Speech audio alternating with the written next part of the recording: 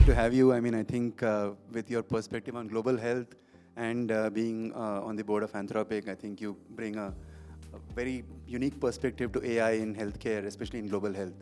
So would love to start with the first question is, what do you think is the future of AI in healthcare in general? And especially how does it apply to low and middle income countries? Yeah, well, thanks, Prashant, for having me. And it's incredible to hear about what Qure.ai has done with the government of Indonesia. You know, if I think about my own evolution in thinking about AI over the last couple of years in global health, I realized that I had this big shift maybe a couple months ago, where previously I'd been thinking about how can we build AI products or tools and slot them into existing health systems, you know, to improve on the margins an existing health system.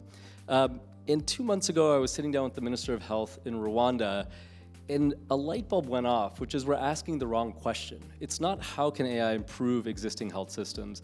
The question is, if you could redesign a health system from scratch for a world in which you have really powerful tools, what would that system look like?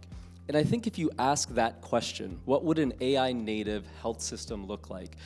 All of a sudden, you're opened up to this possibility that low and middle income countries in particular have an opportunity to leapfrog to a fundamentally more effective, efficient, and equitable health system than high-income countries, because they lack the legacy systems that high-income countries have, and so they have the space to dream from scratch of what that would look like. And happy to get into the details, but I think that's the overall shift, is thinking about it from first principles of what would a new health system look like powered by AI, and LMICs, I think, have the potential to leapfrog. No, absolutely. I think we have also seen some of that where we were able to automate X-ray interpretation in the LMICs first before we started doing that in the developed countries, right? But to sort of go back to what you were saying, it makes sense. I mean, I think we have seen LMICs leapfrog in mobile phone adoption, many different things across. I mean, in digital payments, right? India has definitely leapfrogged the world in that.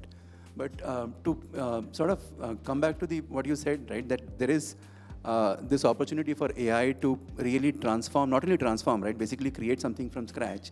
What do you think are the main sort of layers of that kind of an AI tool? I mean, are there, I mean, there is also the hardware, I mean, there's also the physical component of it, right? Hospitals and so on. So maybe your thoughts on that. Yeah, I mean, I think all of it can be fundamentally rethought. Right now, the entire health system tends to be constructed around a pyramid model, around the one scarce resource, which is a trained physician. And so you have these long training pipelines where national governments invest huge amounts of money to produce nurses and doctors. And then you have expensive capital expenditures, radiology labs, pathology labs, that are also extremely expensive and are contingent on having a highly trained physician, a pathologist, a radiologist, cardiologist. All of that is for a world in which you don't have powerful AI. Now, if you think about AI capabilities, I think there are 3 key pillars that fundamentally change that pyramid model to what I think of as a barbell. The first is true AI doctor. You know, with my Anthropic hat on, I can say that the underlying models are already better than a high-quality primary care physician at diagnosis, triage, and treatment. Let me say that again. The underlying AI models are already better than the top primary care doctors in diagnosis, triage, and treatment. The challenge is, how do you actually, A, build a product on them that works in certain contexts? So is native voice-to-voice, works with low internet bandwidth in parts of the world that don't have great connectivity, and is optimized for local language and epidemiology. Now, that's very easy to solve technologically. The second potentially harder problem is, how do you solve that from a regulatory and social norms perspective? Right now, if you want to say that the patient can actually diagnose, triage, and treat 90% of their conditions without a human doctor in the loop, that's a big jump from a regulatory and safety perspective, and a big jump from a cultural perspective.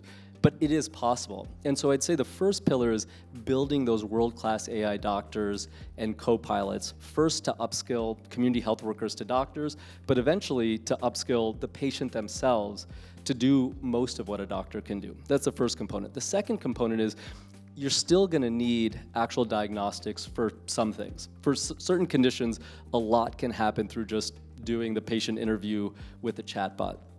On the diagnostics front, Qure.ai has done this, but there's a whole suite of point-of-care diagnostics, point-of-care ultrasound, fundoscopy with a smartphone, portable chest x-rays that cost 11 pounds. Chai has done market shaping for these portable chest x-rays that you can take village to village. The rate limiting factor to date has still been that you need a sonographer or radiologist to read it. That's not the case anymore. My dad's a radiologist who retired a year ago, and he said, I got out just in time. I'm literally obsolete, and the AIs are better at me than reading basically everything. And so I think the second big pillar is a diagnostic push away from expensive labs and expensive radiology equipment towards much more point of care with the reading happening by AI on the spot. And then the third is if you have all these connected devices, AI doctor and AI diagnostics, those connected devices can leapfrog these arcane EMR medical record systems and go straight into national health intelligence layers that then help with disease surveillance and geographic targeting of resources. So you have AI doctor, AI diagnostics, and national health intelligence. And if you put all three of those together, all of a sudden you can get 80 to 90% of the disease burden treated at the point of care by the patient themselves or a high school educated community health worker, and then you can save the humans. You know, one of the last questions was, what's the role for humans in this new age? Well, I think you can save your scarce resources to really invest in complex procedural care, OBGYN, surgical care, that you need that physical interaction. And I think that fundamentally changes the potential for a health system to catch up and even leapfrog in a short period of time. Makes sense. I completely agree that AI is at a point where it is probably better than humans at triaging, at diagnostics, treatment recommendations, right? But I think and we have seen this with autonomous vehicles, right? That autonomous vehicles could have been a reality 10 years back, but they are still not everywhere in the world. I mean, there are in few cities in the US right now. And again, regulations stop them from being everywhere, right? What do you think will change? What needs to change to sort of get regulations to a point where we can see these kinds of AI doctors being used on the field? Yeah, it's a great question. And I do think that autonomous vehicles are a cautionary tale. You know, self-driving cars are already safer than I think the 95th or 97th percentile safest human drivers. But there's a regulatory and a cultural component that people are uncomfortable with. What I would say is that when I talk with ministers of health around the world, especially in lower middle income countries, the clear message I get is we have necessity in my country that is driving me to want to innovate. And so option A is I'll take 10 or 15 years and spend billions of taxpayer dollars to try to get close to the health worker to population ratio that's there in high income countries, or I can just move to a completely different system. And it is way more plausible, and it's a better use of my responsibility to my citizens to jump to that other system. So I think the first point is high-level ministerial buy-in in individual countries that is driven by need, the need for impact and speed, which the ministers I talk to feel with a great deal of urgency. The second is to build, you still have to think very carefully about safety and efficacy, because A, you could get things wrong with the new technology, and B, there could be a public backlash, as has happened to a certain extent with autonomous vehicles. So I think the second component is you have to build regulatory sandboxes that are intentionally designed by the government to roll out these programs and say, okay, can you task shift 80% of what a doctor does to a community health worker or a patient, and let's test that in terms of safety, efficacy, patient experience, et cetera. And then once you clear that bar, then to really push through national scale up and have that in mind from the beginning and bring along the stakeholders you need to, but really lean on what is the impact of this on our citizens. And I think that there's a handful of countries that have those core ingredients of high government will, the ability to build regulatory sandboxes, and not a robust enough legacy system where they're going to lobby to block innovation that actually improves patient outcomes. And so I would predict that some of the world's first AI doctors in diagnostics are in fact going to get scaled in a subset of low and middle income countries that are forward looking and have that flexibility rather than in Japan or the US or elsewhere.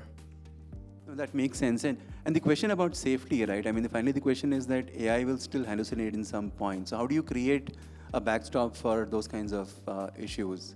And how do you sort of, I think the previous panel also, the question about AI and what is the human's role, right? And when does the human come in and sort of fix an AI mistake? Yeah, I think you could. I think it's an important question to ask. I think you can also ask the question: when should an AI come in and fix a human mistake? There's a Lancet report that shows that 5 million people a year die not from lack of healthcare, but from poor quality healthcare delivered to them.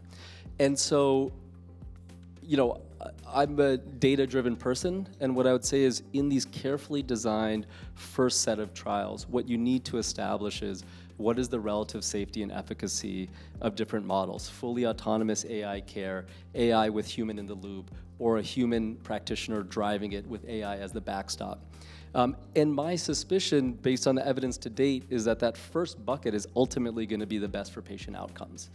But it has to be very carefully studied and validated in real-world settings. And for some period of time, it's probably prudent also because of the self-driving car problem of just human trust and building that norm is to have a human in the loop for some period of time. And then every country and culture, I think, will take a different approach to how, you know, proactive and aggressive they want to be on switching to a different model, also based on the need that they have and what relationship they want with this technology. So I don't think that there's a one-size-fits-all solution, but what I would say is it should be grounded in rigorously testing what are the effects on patient outcomes first and foremost, on the cost structure, how many patients you can treat, and then let's just have a debate on social norms and what role we want this technology to play based on the actual trade-offs in terms of health outcomes and efficiency of government spending.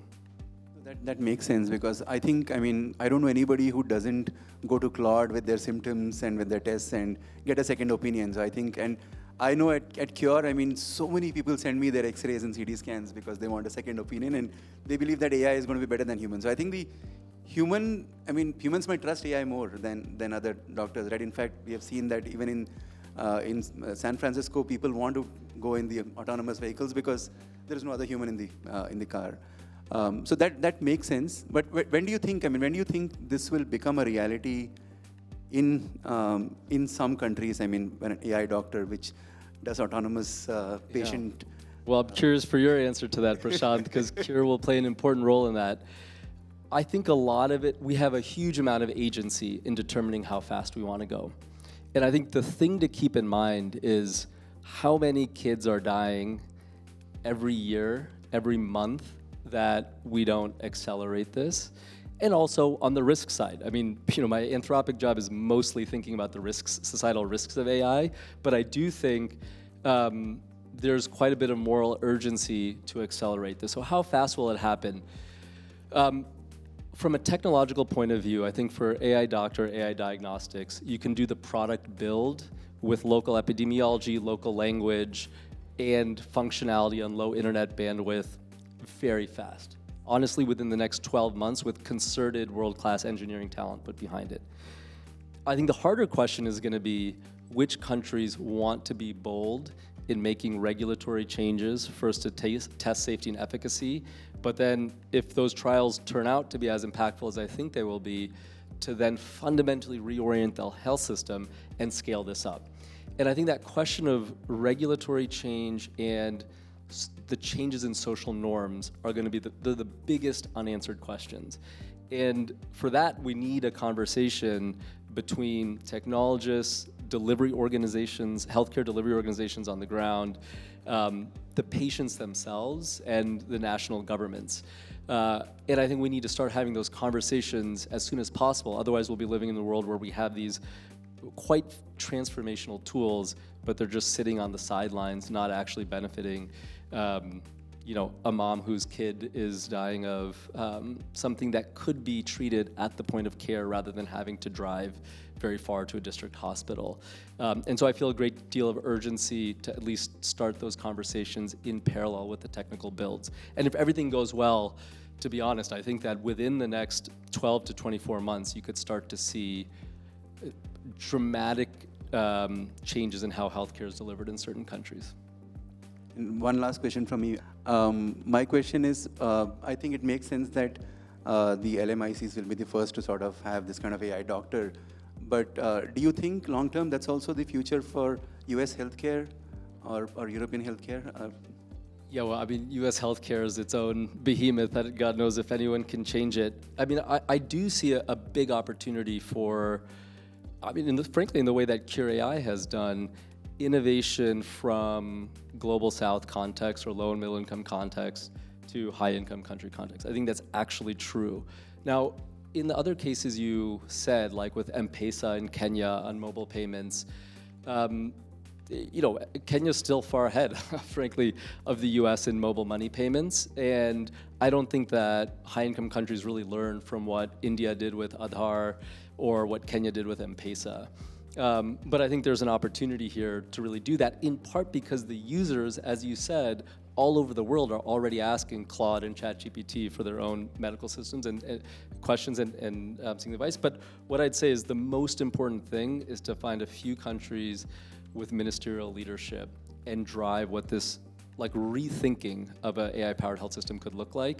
And if that lands, then I suspect there's going to be leaders throughout the world, including in high-income countries, that are then going to want to be bold enough to change a lot of legacy systems. And if I think about the American healthcare system, it's very sclerotic. There's all these legacy interests. There's so much regulation that is blocking transformational change. And it would be a breath of fresh air to say, hey, in Indonesia or Ethiopia, here's what we've seen happen. And now the US is going to fundamentally rethink our regulation to do it. I'm not holding my breath for that last bit, but I do think that the first order of business is to actually see whether these hypotheses I have are true in a few countries where there's high-level government buy-in. Thank you for that.